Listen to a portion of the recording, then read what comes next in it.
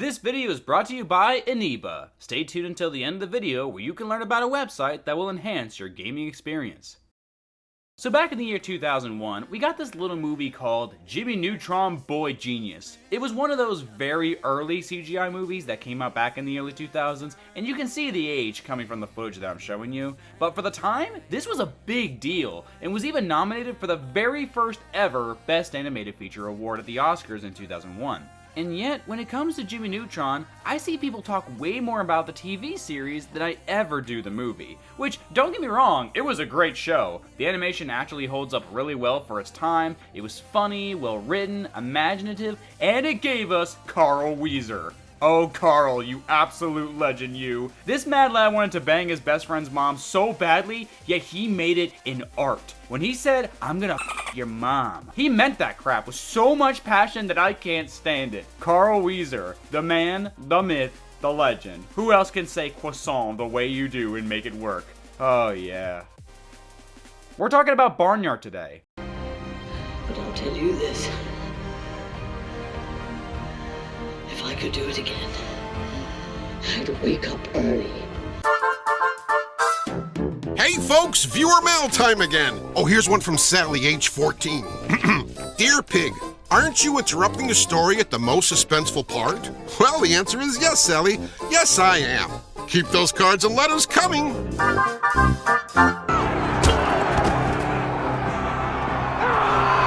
Barnyard was the next thing to come out following the end of Jimmy Neutron's run, not counting when it kinda came back. It came from the same studio, O Entertainment, and even had the same director, Steve Odekirk, which probably explains the random Barnyard cameo that was in Planet Sheen.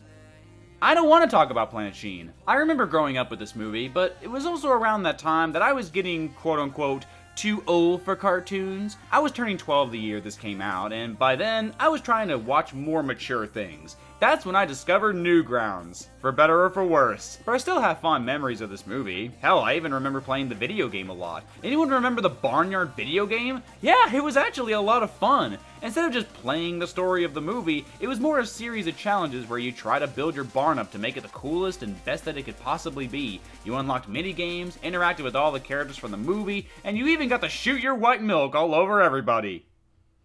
This game defined me as a child. It even had the decency to bring back all the voice actors from the movie. Kevin James, Sam Elliott, all of them. This game tried way harder than it needed to, especially considering the movie didn't do too well, sadly, when it came out. You see, unlike Jimmy Neutron, the film was hated by most critics, and it didn't do super well at the box office, but apparently it did well enough to warrant a TV series, and just like Jimmy Neutron, it's the TV series that I see people talk more about than the movie. So much so, it's almost like we forgot the movie even existed. Every time I see Barnyard come up on the internet, it's always a clip from the show. Oh, did I miss anything? I think Bessie just showed us how to beat those aliens. And it's not like I don't get it, the show was certainly more chaotic and balls to the wall than the movie was, but today I want to talk about the movie mainly because, I don't know, I just want to. Like, it just came back to me in a memory flash of my childhood, and I thought, yeah, why not? I liked it as a kid, but would I like it as an adult? I mean, I kinda do, mainly because I think it's funny. Not sure though, it's still a bad movie, but I guess it's a guilty pleasure of mine. Let me explain. When this movie does something right, it's actually pretty charming and likable. I actually really like Ben as a character, and even though he's not in the movie for long, you can still feel his affection for Otis and his desire to help guide him on his path to adulthood. Also, bro rocked that fucking Tom Petty song, straight up, my god. It actually reminds me a little bit of The Lamp for Time with Littlefoot and his mom. You see, when it actually focuses on Otis's arc of learning to be a leader and that a strong man stands for himself, but a stronger man stands for others, it's pretty good.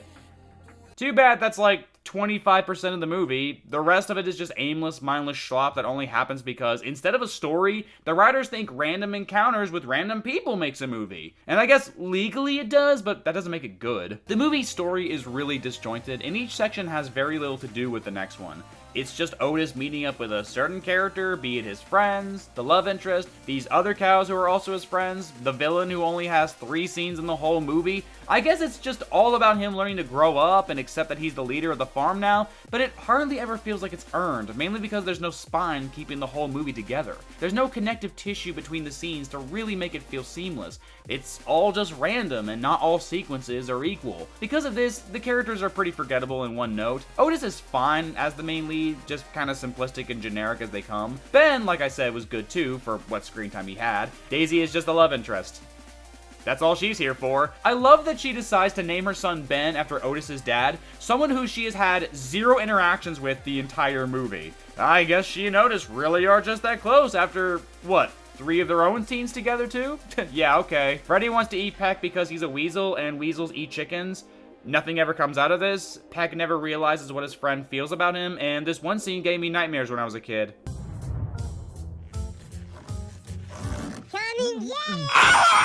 One thing that always bugged me was the pig character being named Pig.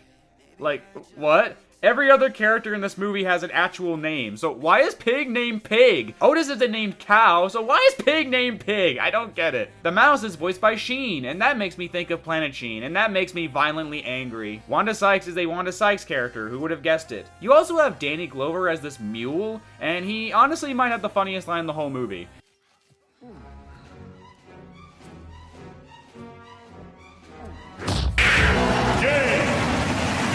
Will you stop doing that? Well, unless you get him a blindfold, I'm gonna kick him. I like Miles. He's cool. He can stay. The villain looks and sounds cool, but again, he's not really in the movie for very long. Despite being the catalyst for the plot, he hardly affects anything following Ben's death. It's almost like the movie just forgot that he was in the movie until the last 20-ish minutes, only to have him come back, threaten Otis, kidnap some chickens off screen in broad daylight. Yeah, let's talk about that bullshit for a second. So Otis is planning on leaving the barnyard because he doesn't believe he can do the job. Nothing up until now has really tested him, and he hasn't failed in any major way to make him think this, so this just comes off as forced. But despite literally everyone walking around the barnyard, somehow the coyotes just showed up and took chickens without anybody else noticing.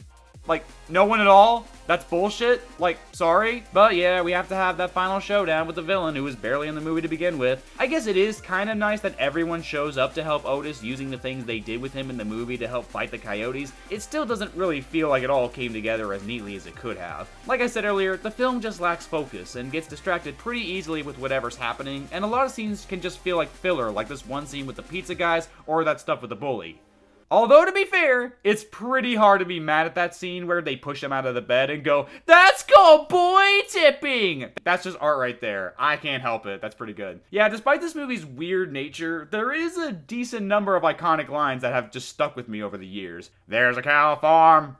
You'll find cows outside. That's absolute cinema. This guy is my hero, man. The whole sequence of the farmer being knocked out is actually super funny on its own.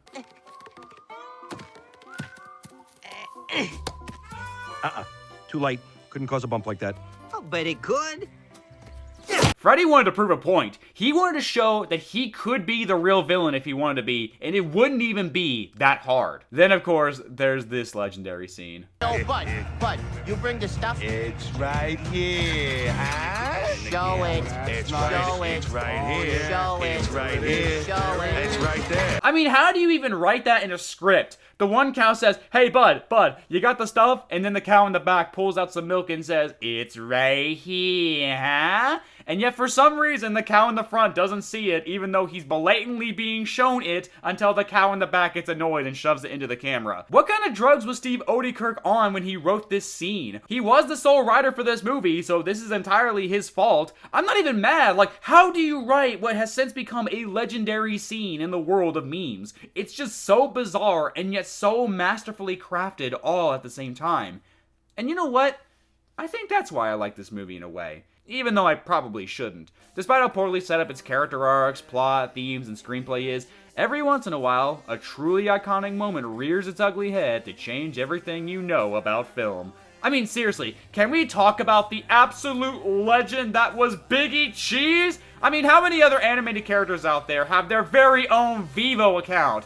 It's a damn shame that Biggie Cheese was killed so early on in his career thanks to rat gang-related violence. He truly was going places we all wish we could. Rest in peace, you cheesy legend. You really were a Gouda. It's not like this movie is offensively bad like that joke was. It's just pretty mid for the most part. Do I think it's an underrated gem? No. But does it deserve a whopping 23% on Rotten Tomatoes? No, I don't think so either. I low-key actually do recommend it since it can be pretty iconic at times. It's not good, but it can be pretty damn funny sometimes. You know, sometimes. Man, honestly, I think I want to play the video game again. It is on PC after all. Ooh, but there are so many other games to choose from on PC as well.